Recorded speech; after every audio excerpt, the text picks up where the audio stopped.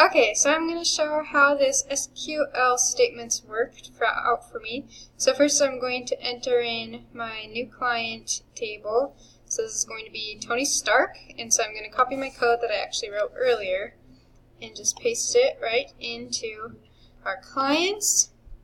Well, actually, yeah, into the clients and then into the SQL, like this, paste, and then click go.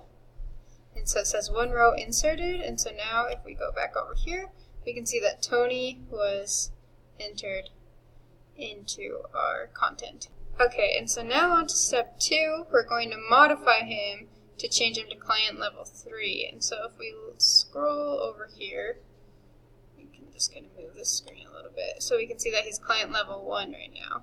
And so if we go back to the SQL and go back to my code, we can update this right here with our update set and then the exact location of where we're trying to do this.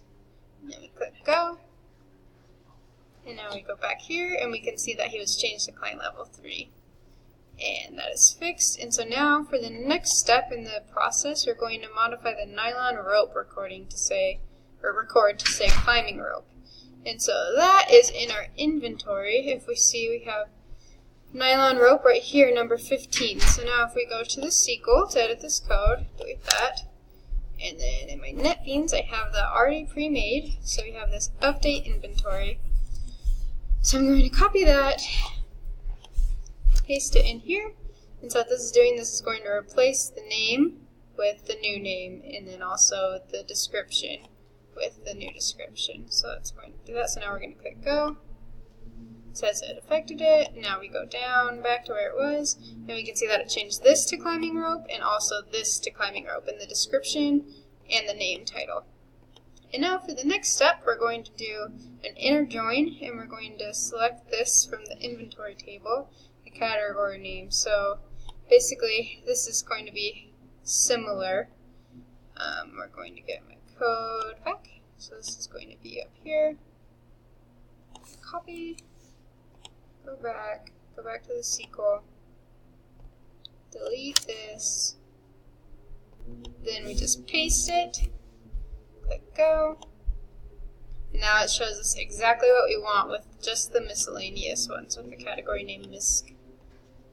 And so we get that exact list that we wanted. And now for the next step, we want to, well, the next and last, we want to delete this car from the database. So this is also in the inventory. So if we go here, it's number 7 right here. So we want to delete this out. So normally we could easily just push this delete button, but for the sake of code, we're going to go back to the SQL, I'm going to get my code, and this is going to delete it exactly the same way that button would have operated. We're going to click go. We're going to click yes, we really do want to delete it. Now we're going to go back and it'll be gone. Perfect, exactly what we wanted. It just jumps from 6 to 8, so we deleted number 7. And that's it for this video. Thanks.